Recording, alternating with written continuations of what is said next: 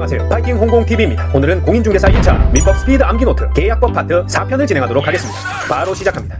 자, 해제권에 이어서 이번 시간에는 각각의 계약 형태, 대표적으로 매매냐, 교환이냐, 임대차냐, 계약 강론에 대해서 하나하나 살펴보겠습니다. 먼저 매매는 재산권 이전을 약속하고 상대방은 대금을 지급하는 낙성계약이자 불효식 계약, 쌍무계약이고 유상계약이라 할 수 있어요. 매매계약은 낙성, 불효식, 쌍무, 유상계약이다. 이 매매계약에서 재산권 이전이라는 것은 물건의 이전, 부동산이나 동산 같은 물건의 이전과 권리, 재산권은 물건과 권리를 다 포함하고 내 물건이 아니라 타인의 물건과 권리도 매매 목적물이 될 수 있습니다. 매매계약은 재산권 이전을 약속하고 상대방이 대금을 지급하는 낙성, 불효식, 쌍무, 유상계약인데 여기서 재산권은 물건과 권리 다 포함되고 타인의 물건과 권리도 매매 목적물이 될 수 있다. 자, 그 외에 매매에 관한 규정은 다른 유상계약에도 준용됩니다. 예를 들어서 해약금 규정이나 임대차에도 이 매매에 관한 규정이 준용된다고 하셔야 돼요.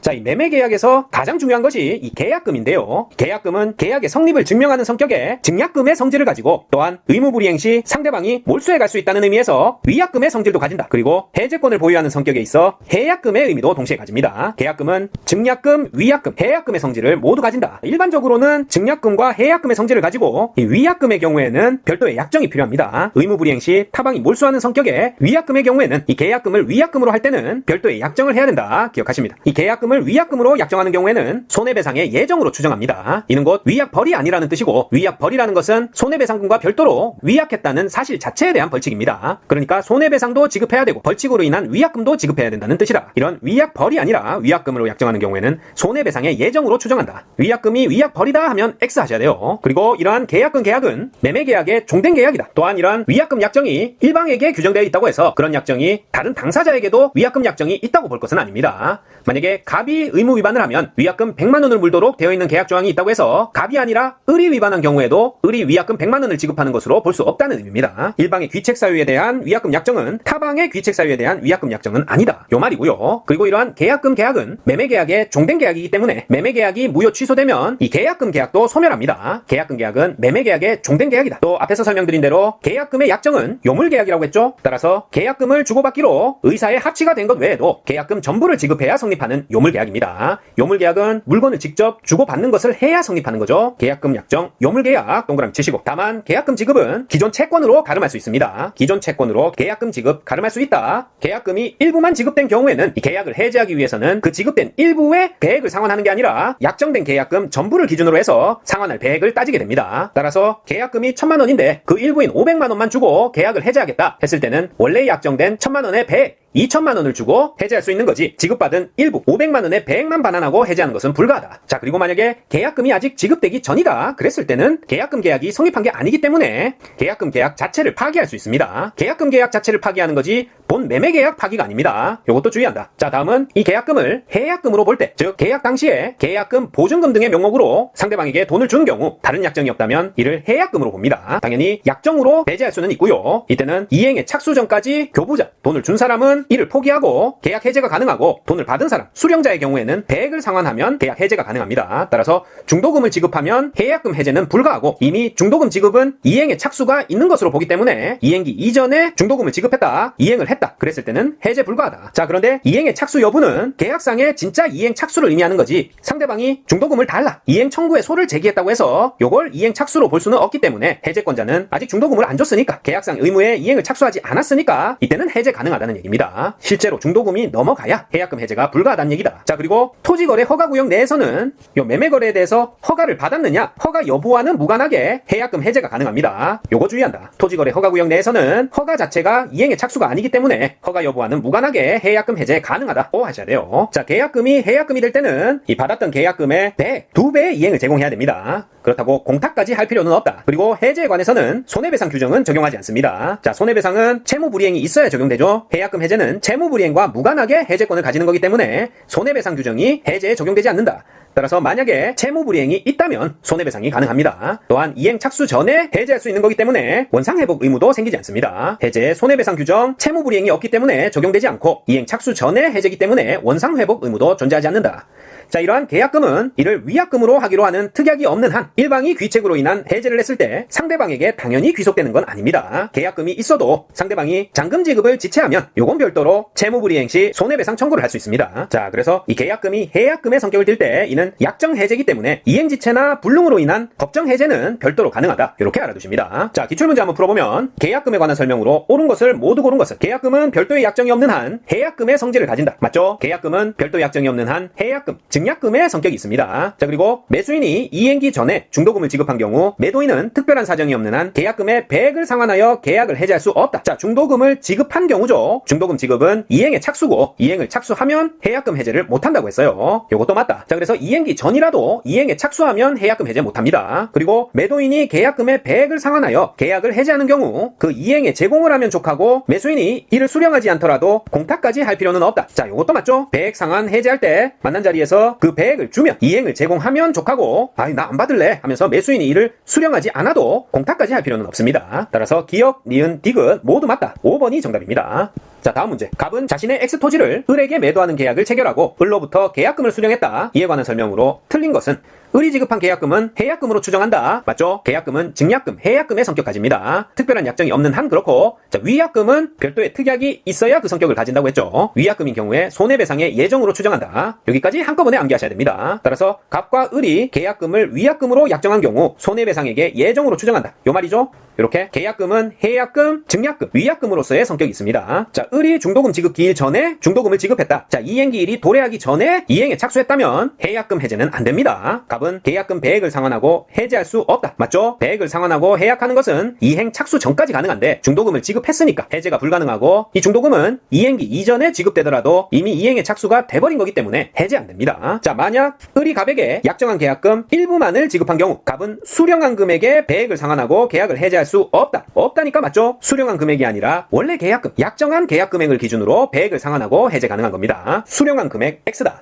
자, 틀린 건 5번이겠네요. 만약 X토지가 토지거래 허가구역 내에 있고 매매계약에 허가를 받았다? 바로 생각나야죠. 허가는 이행의 착수 아니다. 이렇게 떠올라야죠. 갑은 계약금 배액을 상환하고 해제할 수 없다? 아닙니다. 토지거래 허가구역 내에 계약에 허가받은 사실은 이행의 착수가 아닙니다. 따라서 계약금 해제 가능하다. 해제할 수 없다 했으니까 X죠. 정답은 5번이다. 자, 매매계약에 있어서 비용이 들었다면 이 비용은 당사자끼리 어떻게 배분할 건가? 이런 문제에 있어서는 계약 체결을 위한 비용은 쌍반이 똑같이 나눠서 내는 균분함이 원칙입니다. 자, 하지만 임의 규정이기 때문에 특약과 관행이 우선하고 이는 계약 체결 이후에 발생한 채무의 이행을 위해 필요한 변제 비용과는 구분됩니다. 변제 비용은 갚아야 되는 사람, 각 채무자가 비용을 부담해야 되겠죠. 당연한 얘기. 따라서 계약 체결을 위한 비용으로 요 측량 비용은 균분하는 게 원칙입니다. 하지만 변제 비용은 다른 의사표시가 없으면 채무자가 부담한다. 자, 그리고 등기 비용의 경우에는 관행상 매수인이 부담하고 있습니다. 요거까지. 자, 다음은 매매 일방 예약이라는 건데요. 이 매매 일방 예약이라는 것은 매매 계약 체결 의무를 부담 지우는 계약이다. 이렇게 간단히만 알아두시고요. 예약 완결권을 행사하면 매매 효력이 발생하고 효력 발생 시기는 예약 완결의 의사표시를 한 때에 발생합니다. 자, 매매 일방 예약은 계약 체결 의무를 부담시키기 때문에 채권 계약이고 예약이기 때문에 이 예약에 터잡아 이루어질 본계약상의 내용 등이 확정돼 있거나 확정할 수 있어야 매매 일방 예약이 성립합니다. 자, 이 예약 완결권을 행사하면 매매 효력이 발생한다고 했는데 예약 완결권은 약정한 행사 기간 내에 해야 됩니다. 만약에 행사 기간을 정하지 않았다면 상당 기간을 정하여 최고하고 예약 완결권자의 회신이 없으면 소멸하게 됩니다. 약정기간도 없고 최고도 없는 경우에 형성권이기 때문에 제척기간 10년이고요. 이는 예약 성립 시부터 기산해서 적용한다. 그리고 이러한 제척기간의 도가 여부는 법원의 직권조사 사항으로 당사자 주장 없이도 법원이 알아서 고려해야 됩니다. 제척기간 도가 여부, 법원 직권조사 사항, 주장 없이도 고려해야 된다고 하셔야 돼요. 자, 그리고 매매 예약 성립 후에 목적물이 사라졌다, 목적물이 멸실된 경우에는 당연히 예약 완결권 행사가 불가합니다. 예약 완결권 행사하더라도 무효다. 왜냐? 이행불능 후에 예약 완결권을 행사한 경우죠. 당연히 무효입니다. 자, 다음은 담보책임 살펴볼게요. 담보책임이란 건 거래 통념상 기대되는 객관적 성질 성능이 결여됐거나 당사자가 예정 또는 보증한 성질을 결여한 경우 이를 하자로 보는 겁니다. 그래서 이러한 하자에 대한 책임을 매도인이 책임지는 것, 요게 담보책임이에요. 이 담보책임은 물건에 하자가 있는 경우와 권리에 하자가 있는 경우로 나뉘게 되는데요. 우리 시험에 나오는 건 대부분 권리의 하자 문제입니다. 물건의 하자는 아래에서 별도로 간단히만 살펴보겠습니다. 자, 그리고 이 법률적 하자는 물건의 하자로 봅니다. 요것도 지문으로 나온다. 법률적 하자는 물건의 하자로 본다. 예를 들어서 건축 목적의 토지를 매매할 때 원래부터 그 토지가 건축 허가를 받을 수 없는 토지다. 그런 경우에 그 물건 자체가 가진 법률적인 하자에 속하고 이 물건의 하자의 경우에는 경매에 대해서 담보 책임 적용이 안 된다. 요게 중요합니다. 법률적 하자는 물건의 하자고 물건의 하자의 경우에는 경매에 관한 담보 책임 적용 안 된다. 기억하시고요. 매매 계약에 의해서 매수인이 취득할 물건에 하자가 있는 경우 또는 권리에 하자가 있는 경우 이 매도인이 부담하는 담보 책임은 일반적으로 매수인은 이를 몰랐던 선의여야 되지만 매수인의 선의를 요구하지만 일부 타인 권리 매매 시에 대금 감액이나 전부 타인 권리 매매 시에 계약 해제 그리고 저당권 전세권 실행으로 인해서 해제와 손해배상 등의 경우에 있어서는 매수인의 선의를 요구하지 않습니다. 자, 요건 정확히 외워야 됩니다. 자, 일반적인 매도인의 담보 책임에서 매수인은 원래부터 이 물건에 하자가 있는지 몰라야 되는 선의여야 되지만 이 매수인의 선의를 요구하지 않는 예외 사항을 꼭 기억해야 된다. 일부 타인 권리 매매 시 대금 감액, 전부 타인 권리 매매 시 계약 해제, 저당권 전세권 실행의 경우 해제 손해배상 등 이때는 매수인의 선의를 요구하지 않는다. 자, 외우는 방법은 일부 타인 권리 대금 감액, 일감, 전부 타인 권리 매매, 계약 해제, 전해, 저당권 전세권 실행, 해제 손해배상, 저손해로 외웁니다. 일감 전에 저손해, 일감 전에 저손해, 매수인의 선의 요구하지 않는다. 자, 그리고 이 물건이나 권리의 하자의 판단 시기는 계약 성립 시입니다. 계약 성립 시에 물건이나 권리에 하자가 있었느냐, 하자 판단은 계약 성립 시를 기준으로 하고 하자 담보 책임 기간은 제척 기간입니다. 제척 기간이 10년이다. 하자 담보 책임 기간도 10년이고 다만 이 출소 기간이라는 것은 기간 내에 반드시 소송을 제기해야 권리를 보장해주는 그 기간을 말합니다. 이 제척 기간이 출소 기간은 아니기 때문에 기간 내에 반드시 소송을 제기해야 되는 것은 아닙니다. 다만 하자 담보 책임에 기한 손해배상 청구권은 이 제척 기간 적용도 받고 일반적인 소멸시효의 규정도 적용받습니다. 왜냐하면 제척 기간의 규정이 소멸시효 규정을 배제하는 것은 아니기 때문이에요. 그리고 매도인은 본인의 과실 여부가 문제되지 않는 무과실 법정 책임을 집니다. 과실이 없어도 이 담보 책임은 매도인이 져야 된다. 따라서 과실 상계가 불가능하다. 매도인은 과실 유무에 상관없이 책임지는 무과실 책임, 법정 책임이고 과실 상계 불가다. 확실히 암기하시고 하지만 공평의 원칙상 매수인의 잘못이 있었다. 그러면은 이를 참작해서 손해배상 범위를 정할 수도 있습니다. 참고로 과실상계란 한쪽이 자기 과실에 대해서 모두 손해배상을 해야 될 때 만약에 상대방에게도 과실이 있다면 이를 참작해서 손해배상 범위를 줄이는 제도입니다. 매도인의 담보책임, 과실상계 원칙적으로 불가하지만 공평의 원칙상 하자 발생에 매수인의 잘못이 있다면 이를 참작해서 손해배상 범위를 정할 수 있다. 공평의 원칙상 매수인 잘못 참작한다. 이 정도로만 기억하십니다. 원칙은 담보책임, 과실상계 적용 안 된답니다.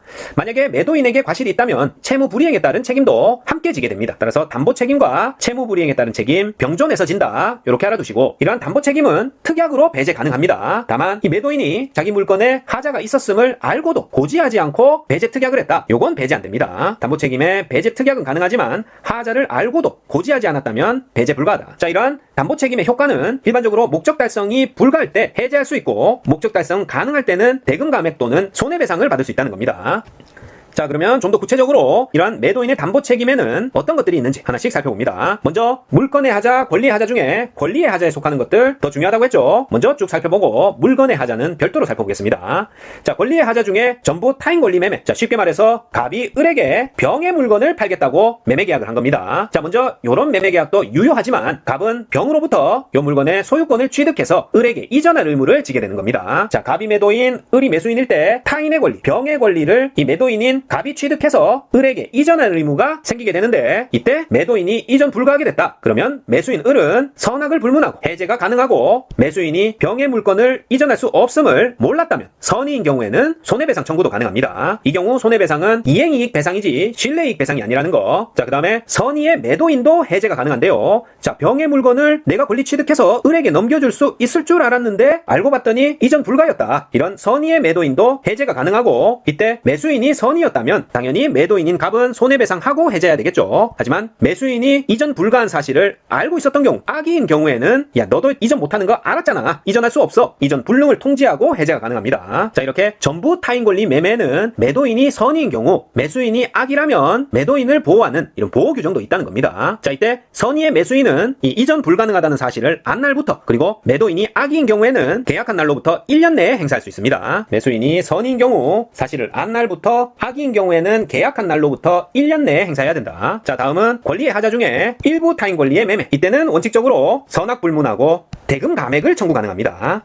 갑이 을에게 병의 물건을 넘겨주기로 계약을 했는데 이 병의 물건에 알고 봤더니 방 하나에 난방공사가 돼 있지 않았다. 그랬을 때는 매수인은 원칙적으로 대금 감액을 청구할 수 있고, 이는 이 사실을 알았거나 몰랐거나 일부 권리에 하자가 있다는 사실을 알았거나 몰랐거나 선악 불문하고 대금 감액 청구가 가능하다. 자, 하지만 하자가 있는 부분을 제외하고 잔존 부분만으로는 매수 결정을 하지 않았을 경우라면 이를 몰랐던 매수인은 해제가 가능합니다. 대금 감액이 아니라 전부 해제가 가능하다. 그리고 매수인이 선이라면 손해배상 청구까지 가능하겠죠. 자, 이러한 일부 타인 권리 매매도 매수인이 선인 경우 사실을 안 날부터, 악인 경우에는 계약한 날로부터 1년 내에 행사해야 됩니다. 행사 기간은 전부 타인 권리 매매, 일부 타인 권리 매매 모두 선일 때 사실 안 날부터, 악인 경우 계약한 날로부터 1년이다. 1년 똑같습니다. 자, 이번에는 수량을 지정해서 매매했는데 이 수량이 부족하거나 계약 당시부터 일부가 멸실돼 있는 상태다. 이런 권리의 하자가 있을 때 어떻게 처리하는가? 자, 수량 지정 매매라는 것은 특정물이 일정한 수량을 가지고 있다는데 주안을 두고 한 매매죠. 저기 강원도에 5만 평 임야 가지고 있는데 그거 당신이 사시오 해가지고 요 5만 평이라는 특정 수량을 가지고 있다는데 주안을 두고 매매 계약을 했는데 알고 봤더니 4만 5천 평밖에 안 되는 거죠. 혹은 계약 당시부터 한 5천 평 정도가 멸실돼 있다. 대금의 경우에도 그 수량을 기준으로 1억 원어치 주시오. 이렇게 계약을 했는데 8천만 원치밖에 안 됐다. 이런 수량을 지정해서 매매한 경우 수량 부족, 일부 멸실에 의한 권리의 하자가 발생했다. 그랬을 때는 매수인이 선의 시에는 대금 감액을 청구 가능하고, 자, 아니야, 이렇게 수량이 부족하면 목적 달성이 불가능해. 그랬을 때는 전부 해제 가능하고 손해배상 청구 가능하다. 그런 내용입니다. 자, 하지만 손해배상 청구할 때는 매도인, 매수인 모두 몰랐던 경우, 모두 선의일 때만 가능하다. 자, 요거 역시 행사기간은 선의인 경우 사실을 안 날부터 1년, 악의인 경우에는 계약한 날로부터 1년입니다. 자, 하지만 악의인 경우에는 담보 책임이 인정되지 않기 때문에 악의일 때는 사실 행사기간 내용이 필요 없지만 지문에는 이렇게 나와도 O 하시면 돼요. 자, 하나 알아둬야 될 것이 요 수량 지정 매매, 수량 부족, 일부 멸실일 경우에는 계약 체결상의 과실 책임은 적용되지 않습니다. 이 계약 체결상의 과실 책임이라는 것은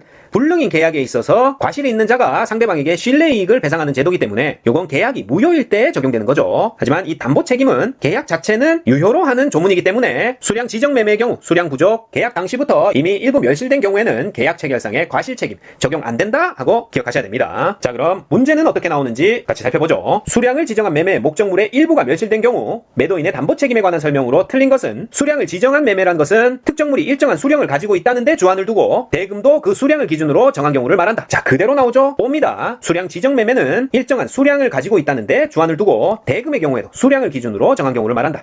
자, 악의인 매수인은 대금 감액과 손해배상을 청구할 수 있다? 자, 요건 틀렸죠. 악의 매수인은 일감 전에 저손해. 요거 떠올려셔야 됩니다. 일부 타인 권리 매매에서 매매 대금 감액, 전부 타인 권리 매매에서의 해제, 저당권, 전세권 실행으로 인한 해제, 손해배상. 딱 여기까지가 악의인 경우에도 해제 가능한 경우고요. 자, 수량 지정 매매의 경우에는 악의인 매수인은 대금 감액, 손해배상 청구 못합니다. 자, 선의의 매수인은 멸실된 부분의 비율로 대금 감액 청구 있다. 맞고요. 잔존한 부분만이면 매수하지 아니하였을 때에는 선의의 매수인은 계약 전부를 해제할 수 있다. 맞죠? 끝에만 봅니다. 선의의 매수인은 일부 멸실 사실을 안날부터 1년 내 매도인의 담보 책임에 따른 매수인의 권리를 행사해야 된다. 안날부터 1년. 맞죠? 악의는 수량 지정 매매에서 대금 감액, 손해배상 청구, 해제 모두 안 된다. 기억하십니다. 자, 다음은 목적물에 제한 물건이 있는 경우에 대해서 알아보겠습니다. 자, 매매 목적물이 지상권, 저당권, 전세권, 유치권 등 이런 제한 물건의 목적이 된 경우 선의 매수인은 계약 목적 달성 못하면 해제하고 손해배상 청구 가능합니다. 하지만 이런 제한 물건이 있어도 목적 달성이 가능하다면 손해배상 청구만 가능합니다. 해제하지는 못한다. 자, 제한 물건이 있는 경우 계약 목적을 달성할 수 있느냐 못하느냐에 따라서 선의 매수인이 계약 목적 달성 못하면 해제 가능하고 손해배상 청구 가능하지만 목적 달성 가능하면 손해배상 청구만 가능하다. 그리고 목적물에 저당권이나 전세권의 행사가 있는 경우에는 선악 불문하고 해제권, 손해배상 청구가 가능합니다. 매매 목적물인 부동산에 설정되어 있던 저당권이나 전세권이 행사되는 바람에 소유권 취득이 불가하거나 취득한 소유권을 잃게 되는 경우에 매수인은 선악 불문하고 해제권, 손해배상 청구 모두 가능하고, 매수인은 출제로 자신의 비용으로 라는 뜻입니다. 자신 비용으로 그 소유권을 보존한 경우에는 매도인에게 그 상환을 당연히 청구할 수 있습니다. 비용 청구 가능하다. 자, 전세나 대출이 껴있는 아파트를 매매를 했는데 갑자기 거기에 설정되어 있던 저당권이나 전세권의 행사로 경매에 넘어가 버렸다. 그래서 소유권 취득이 불가하게 되거나 이미 취득한 소유권을 잃게 되는 경우, 또는 가압류, 압류, 가등기 되어 있다가 본등기가 되면서 매수인의 등기가 말소된 경우도 동일하게 적용됩니다. 선악 불문하고 매수인이 해제권, 손해배상 청구 모두 가진다. 자, 이 규정의 경우에는 저당권의 목적이 된 지상권에 대해서, 그리고 전세권 매매 계약 시에 거기에 있던 저당권 실행으로 지상권과 전세권 등을 잃는 경우에도 동일하게 적용됩니다. 저당권의 목적이 된 지상권, 전세권 매매에도 동일하게 선악 불문하고 해제권, 손해배상 손해배상 청구 가능하다. 자, 다음은 채권 매매인데요. 채권 매매에서 매도인이 채무자의 자력을 담보한 경우 계약 당시의 자력을 담보한 것으로 추정합니다. 변제기에 도달하지 못한 채권 매도인이 채무자 자력을 담보한 경우에는 변제기의 자력을 담보한 것으로 추정한다. 자, 잘 나오진 않습니다. 자력을 담보한 경우 계약 당시 자력을 담보한 것으로 추정한다. 자, 자력 담보라는 것은 채무자가 스스로 갚을 힘이 없어서 변제되지 않은 부분을 매도인이 대신해서 변제한다는 의미입니다. 자, 갑이 을에게, 병이 갑에게 가지고 있는 5천만 원 채무를 을에게 팔았다. 그랬을 때 채무자 병이 가진 이 5천만 원의 채무에 대해서 갑이 담보하는 게 되겠죠? 채무자의 자력을 매도인이 담보한 경우인데 이때는 계약 당시에 자력을 담보하는 것으로 추정하고, 언제까지 병이 을에게 갚아야 되는데 이 변제기에 도달하지 못한 채권 매도인이 채무자 병의 자력 담보 시에는 이 변제기에 병이 을에게 갚을 것을 매도인 갑이 담보한 것으로 추정한다는 뜻입니다. 쉬운 내용인데 어려운 말로 써놨다. 자, 이번에는 매매 계약에 의한 담보 책임이 아니라 경매에 의한 담보 책임을 살펴보겠습니다. 경매 목적물에 권리의 하자가 있는 경우에는 이 경매의 낙찰자, 경락인의 보호를 위해서 담보 책임 규정을 적용합니다. 다만 580조 이하 물건의 하자에 관한 규정은 경매에 의한 경우에는 적용이 안 됩니다. 요거 꼭 기억하세요. 물건의 하자에 관한 규정 경매 시 적용 안 된다. 경매를 받았더니 건물 자체에 하자가 있었다. 이에 대해서는 청구가 불가하다. 자, 경매의 경우에는 1차적으로 채무자가 책임을 집니다. 하지만 갚을 능력, 자력이 부족하면, 돈이 없으면 2차적으로 이 하자에 대해서 경락대금을 받은 채권자가 책임을 진다. 다만 이를 위해서는 경매 절차가 반드시 유효해야 됩니다. 경매 절차 자체가 무효인 경우에는 당연히 하자담보 책임 적용 안 된다. 자, 무효인 경우에는 경락인은 채권자에게 그가 받았던 경매 대금에 대해서 부당이득 반환 청구는 가능하지만 채무자에 대해서 손해배상 청구는 불가합니다. 요거 반드시 알아주셔야 된다. 자, 경매 절차가 무효인 경우 담보 책임이 적용이 안 되고, 경락인은 채권자에게 대해서 경매 대금에 대해서 부당이득 반환 청구하고 채무자에게는 손해배상 청구가 불가하다. 자, 경매에 있어서 담보 책임의 효과는 1차적으로 채무자가 계약 해제, 대금 및 이자 반환, 대금 감액 등의 책임을 집니다. 자, 경매를 받았는데 그 목적물에 하자가 있었다. 그랬을 때 1차적으로 계약 해제, 대금 및 이자 반환, 대금 감액 등의 책임은 누가 진다? 채무자가 진다. 자, 소유권 이전 등기 청구권, 보존 가등기가 경매 낙찰보다 먼저 있어서 후에 본등기가 되면서 경락인이 소유권 취득을 못하게 되면 이때 경락인은 해제가 가능합니다. 이 경우 물상보증인의 부동산이었다면 그 물상보증인이 1차적 채무자로 계약 해제 시에 원상회복의 의무를 진다. 자, 1차적으로 모든 책임은 채무자가 지는데 소유권 이전 등기 청구권, 보존 가등기, 그 다음에 본등기가 돼서 소유권 취득 못하면 이때 경락인은 해제하고, 자, 이 경우 물상보증인의 부동산이었다면 1차적으로 원상회복 의무는 물상보증인이 집니다. 자, 그리고 나서 2차적으로 채권자가 보충적으로 배당금을 반환하는 책임을 지는데요. 보충적인 대금 반환 책임은 2차적으로 채권자가 진다. 자, 위에처럼 가등기 후 본등기를 마친 경우에 채무자가 갚을 능력이 부족하면 채권자가 그 배당금을 반환해야 됩니다. 그리고 경매에서 이 하자에 대해서 채무자가 고지를 하지 않았거나 채권자가 이 하자를 알고 경매를 청구한 경우에는 이 경락자에 대해서 손해배상 책임까지 집니다. 이 하자에 있는 경매 물건에 대해서 채무자가 고지하지 않았거나 채권자도 이를 알고 경매를 청구한 경우 손해배상 책임까지 진다. 기억하십니다. 자, 여기까지 권리의 하자에 대해서 살펴봤고요. 다음으로 물건의 하자가 있는 경우를 간략하게 살펴보겠습니다. 물건의 하자란 물건 자체에 대한 하자예요. 쉽게 얘기해서 컴퓨터를 샀는데 작동이 잘 안 된다. 뭐 그런 경우를 말합니다. 물건의 하자의 경우 이 담보 책임의 제척 기간은 6개월로 아주 짧습니다. 매수인은 선이 무과실이어야 되고 이 하자에 대해서 알고 산 다음에 손해배상해라. 그건 안 된다는 얘기예요. 하자가 있다는 것을 모르고 사야 된다. 이런 말입니다. 그랬을 때 이 매수인은 해제 또는 손해배상 청구 가능하다. 자, 법률상 하자도 물건의 하자로 본다고 그랬죠. 건축을 목적으로 토지를 매매했는데 건축 허가를 받지 못하는 땅이네. 이런 경우가 법률상 하자로 물건의 하자로 봅니다. 자, 그리고 종류 매매. 요 종류물이라는 게 있는데요. 요 종류물이라는 것은 일정한 종류에 속하는 일정 수량의 물건을 매매하는 경우를 말합니다. 자, 이러한 종류물의 경우에는 하자 없는 완전한 물건이 언제나 존재하기 때문에 완전물 급부 의무가 있는 것입니다. 완전히 하자 없는 물건을 줘야 된다. 그런 의무가 있는데, 예를 들어서 신라면 10상자 보내주세요 하는 주문을 했을 때 받아봤는데 라면이 다 부서져서 왔다. 그랬을 때는 항상 똑같은 물건이 있으니까 다른 신라면 10상자를 구해서 보내줄 수 있다는 얘기입니다. 즉 손해배상, 완전물 급부 청구 가능하다. 이렇게만 알아두시고, 계약 목적 달성 불가 시 해제 가능하고 대금 감액, 하자 보수 등은 이 법문상 인정이 안 됩니다. 종류물의 경우 완전물 급부 청구, 손해배상 가능하다. 자, 이러한 물건의 하자의 경우에는 경매로 취득한 경우에는 담보 책임 규정이 적용되지 않습니다. 물건의 하자는 경매에는 적용 안 된다. 따라서 이 경매에 있어서 법률상 하자, 물건의 하자라고 했죠. 이때는 담보 책임 규정 적용 안 된다. 기억하십니다. 자, 기출문제 볼게요. 불특정 하자로 인해서 매도인의 담보 책임이 성립한 경우 매수인의 권리로 규정된 것을 모두 고른 것은, 자, 불특정물 하자로 인한 담보 책임. 자, 바로 전에 나왔던 종류물 매매에 관한 내용입니다. 종류물에 관한 담보 책임 내용이다. 자, 계약 해제권, 손해배상 청구권, 완전물 급부 청구권 모두 있지만 대금 감액 청구권 없다고 했죠. 하자 보수 청구권 요런 거 없다. 따라서 매수인의 권리로 규정된 것 모두 고른 것, 기역, 니은, 리을이 되겠네요.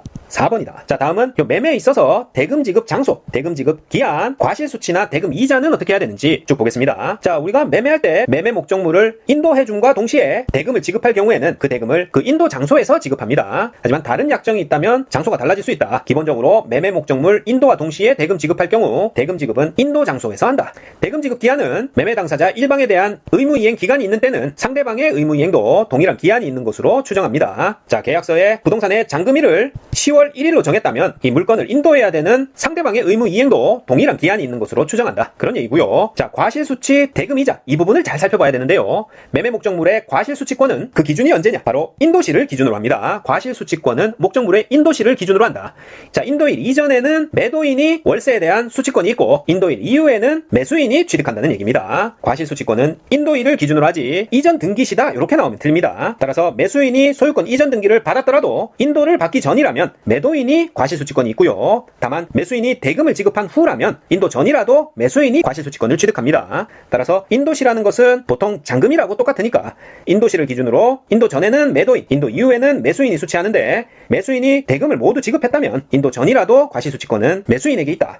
대금 지급 기한이 있는 경우를 제외하고는 매수인은 목적물의 인도를 받은 날로부터 대금의 이자를 매도인에게 지급해야 됩니다. 인도 받기 전까지는 이자 지급의 의무가 없다. 자, 이 말은 대금을 주지 않는 상태에서 매수인이 목적물을 인도받았다면 그날 이후부터는 대금에 대해서 이자를 지급해야 됩니다. 자, 8월 1일까지 잔금 지급하고 입주, 그러니까 인도를 하기로 했는데 8월 1일 날 입주는 했지만 은행에서 처리가 잘 안 돼서 대금 지급이 늦어지고 있다. 그랬을 때는 인도받은 날 이후부터 대금 이자를 지급해야 된다. 자, 입주를 하지 않았다. 인도가 없었다면 대금 지급 지체를 이유로 이자 상당의 손해배상 청구도 불가합니다.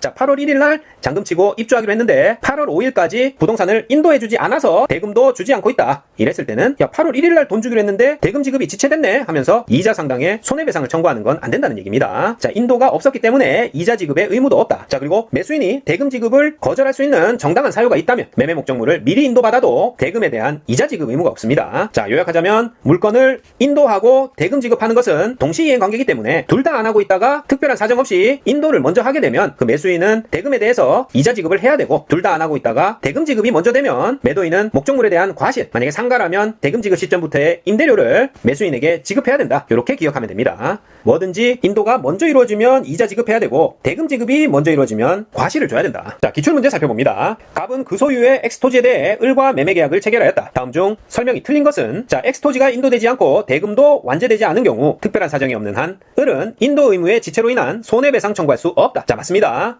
대금이 완납되지 않은 경우 인도 의무 지체도 없는 거기 때문에 손해배상 청구 없습니다. 인도와 대금 완제는 서로 동시이행 관계죠. 지체 책임 없다. 자, 을이 대금 지급을 거절할 정당한 사유가 있는 경우 엑스토지를 미리 인도받았더라도 그 대금에 대한 이자를 지급할 의무 없다. 맞습니다. 대금 지급을 거절할 정당한 사유가 있는 경우죠. 원래는 토지를 인도받으면 대금에 대한 이자를 줘야 되지만 대금 지급 거절할 정당한 사유 있으면 토지 인도받아도 대금의 이자 지급 안 해도 됩니다. 맞는 질문.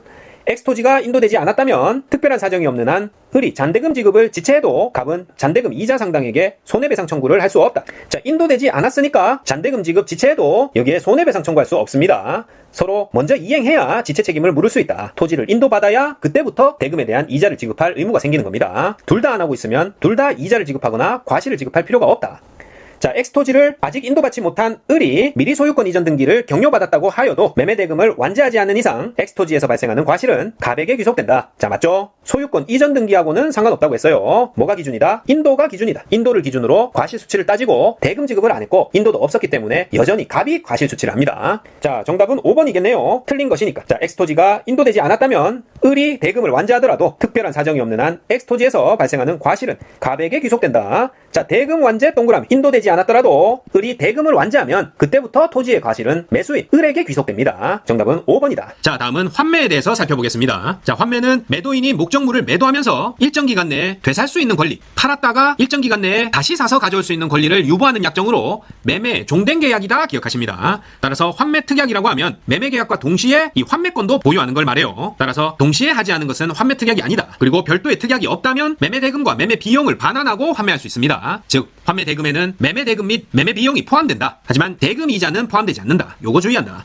환매는 매매계약의 종된 계약이고 특약이 없다면 매매계약과 동시에 환매권을 유보하는 특약을 말하고 동시에 하지 않으면 환매특약 아니다. 그리고 이러한 환매특약이 없다면 기본적으로 매매대금 및 매매비용을 반환하고 환매할 수 있습니다. 하지만 이 환매대금에는 대금이자는 포함되지 않는다. 환매대금에 대금이자 포함된다 하면 X 하셔야 돼요. 환매특약의 기간은 약정이 없으면 부동산에 대해서는 5년, 동산은 3년이고요. 약정이 있더라도 이 3년, 5년을 초과하지는 못합니다. 연장 또한 불가하다. 환매특약 기간 부동산 5년, 동산 3년 기억하시고요. 부동산 환매에 대해서 등기를 하게 되면 제3자에게도 효력이 있습니다. 즉 매수인으로부터 등기 이전을 받은 제3자는 그 후에 환매 등기로 인해서 환매가 이루어진 경우 소유권을 뺏기게 되는 거예요. 환매 등기를 하면 제3자에게도 효력이 있다. 자, 환매 등기는 매매 등기의 부기 등기로 매매 등기와 동시에 이루어집니다. 환매 등기는 매매 등기의 부기 등기. 이렇게 환매 등기를 하면 그 이후에 제한 물건은 환매로 인해서 소멸하게 되고 전득자도 소유권을 잃게 됩니다. 환매권 행사 전에는 매수인의 처분이 제한되지 않고 전득자도 소유권을 취득할 수 있고 매수인이 전득자에게 이전 등기 의무도 있겠죠. 환매권 행사 전이니까. 이때는 환매권 등기를 이유로 전득자의 등기 청구권 거절을 못합니다. 이 경우에 이후에 환매권을 행사하는 상대방은 그 전득자가 되겠죠. 자, 이렇게 환매 등기를 한 이후에는 환매를 이유로 다시 소유권 이전 등기를 해야 부동산 가압류 집행자 같은 제3자에게 권리 주장이 가능합니다. 자, 기출문제 한번 풀어보면 갑은 자기 소유 X토지를 3억 원에 을에게 매도하면서 동시에 환매할 권리를 보유하기로 약정하고 을이 X토지에 대한 소유권 이전 등기를 마쳤다. 이에 관한 설명으로 틀린 것은 자, 환매할 권리 동그라미 환매에 대한 문제입니다.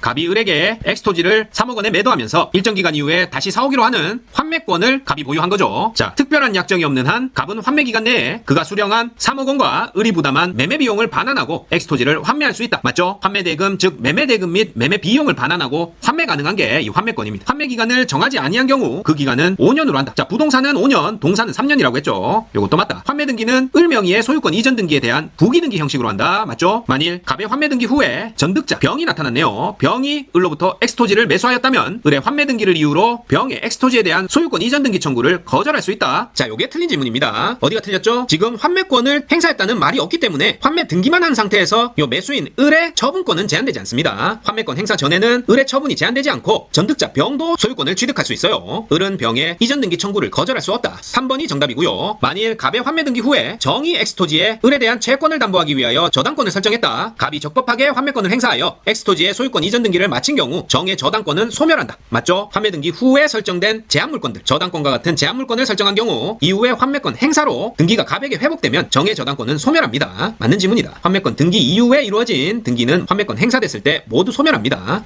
자, 다음 문제. 부동산 매매에서 환매특약을 한 경우 이에 관한 설명으로 틀린 것은 매매등기와 환매특약 등기가 경로된 이후 그 부동산 매수인은 그로부터 다시 매수한 제3자에 대하여 환매특약의 등기 사실을 들어 소유권 이전 등기 절차 이행을 거절할 수 없다니까. 맞죠? 환매특약 등기됐다고 그 이후에 전득자에게 소유권 이전 등기 절차 거절할 수 없습니다. 환매특약 등기가 되어 있다는 외에는 일반 매매에 대한 이전 등기 절차와 동일하고 전득자도 소유권 취득 가능하다. 매수자는 제3취득자에게 이행 거절 못합니다. 환매 기간을 정한 때에는 이를 다시 연장하지 못한다. 맞고요. 매도인이 환매 기간 내에 환매 의사 표시를 하면 그 환매에 의한 권리 취득의 등기를 하지 않아도 그 부동산을 가압류 집행한 자에 대하여 권리 취득을 주장할 수 있다. 틀렸네요. 자, 권리 취득은 등기를 해야 되는 거고 등기도 하지 않고 권리 취득을 주장하는 것은 불가합니다. 환매권 행사 후에 이전 등기를 해야 제3자에게 대항 가능하다. 환매 기간에 대해서 별도의 약정이 없으면 그 기간은 5년이다. 맞고요. 부동산 5년. 환매 특약은 매매 계약과 동시에 해야 된다. 맞죠? 정답은 3번. 환매의 의사 표시만으로 등기하지 않아도 권리 취득 주장할 수 있다. X입니다. 환매권 행사 후에 이전 등기해야 제3자에 대해서 대항 가능하다. 자, 매매계약에 관한 설명으로 틀린 것은 매매계약은 요물계약이다. 자, 1번부터 틀렸네요. 자, 요물계약에는 계약금 계약, 현상 광고, 보증금 계약 등이 있습니다. 보통 부동산 계약에서 계약금 계약은 요물계약이지만